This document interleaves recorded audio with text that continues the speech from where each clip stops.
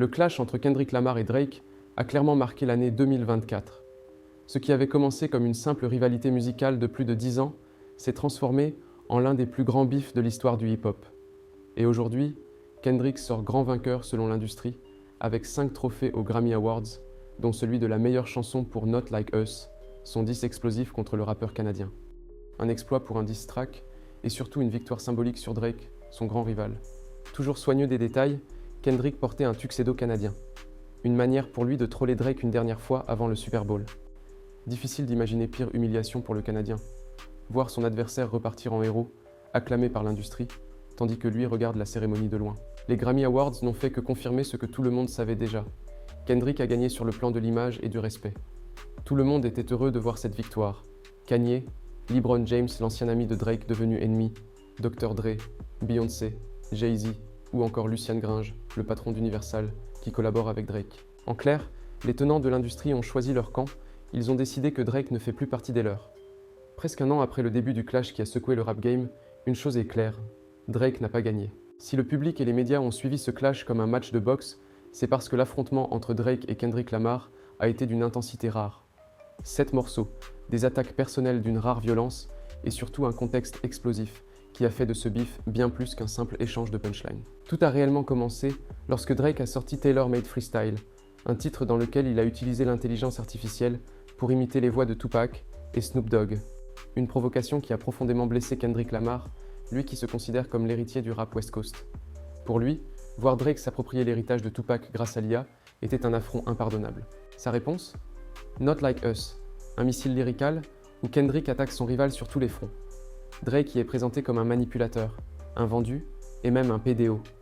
La violence des paroles a choqué, mais elle a aussi conquis le public. Le morceau est immédiatement devenu un hymne made in West Coast, un véritable banger qui a fait exploser les streams et les réseaux sociaux, pour le grand plaisir de Universal Music Group.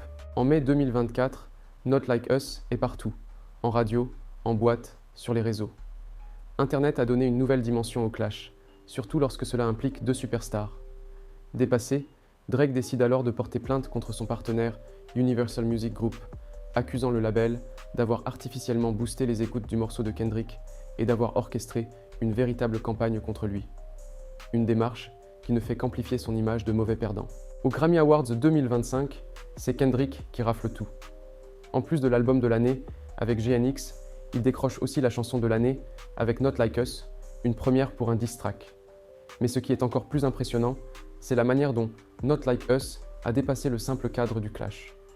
Grâce à son beat ultra efficace, produit par DJ Mustard, mais aussi par son message de fierté pour la culture noire de la West Coast, le morceau a rapidement été adopté par tout un pan de la jeunesse américaine. Kendrick Lamar a d'ailleurs rappelé lors de sa remise de prix qu'il fallait respecter la culture rap.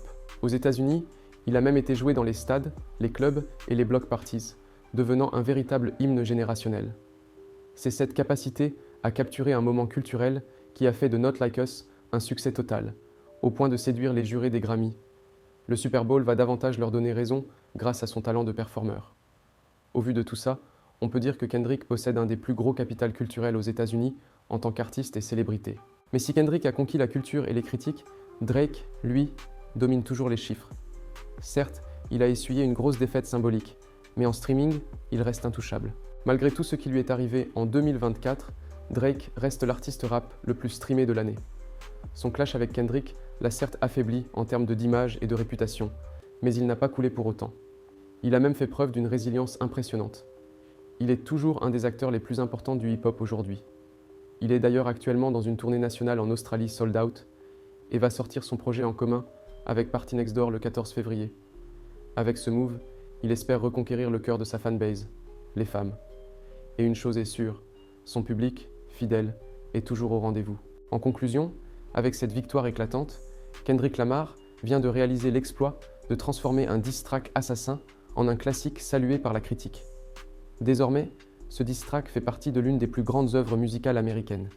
C'est du jamais vu dans l'histoire de la musique et des Grammy Awards. Une chose est sûre, avec Not Like Us, Kendrick Lamar n'a pas seulement battu Drake. Il s'est affirmé en tant que représentant de la culture noire américaine. Ce diss track est inconsciemment teinté de patriotisme comme Beyoncé a pu le faire avec Cowboy Carter. Les réseaux sociaux, L'intelligence artificielle et les plateformes de streaming ont totalement reconfiguré l'impact qu'un bif peut avoir sur la carrière d'un artiste et sur l'industrie musicale actuelle. On a observé l'ampleur que cela a pu prendre avec ces deux superstars, et les répercussions de cette situation laissent présager encore bien des rebondissements.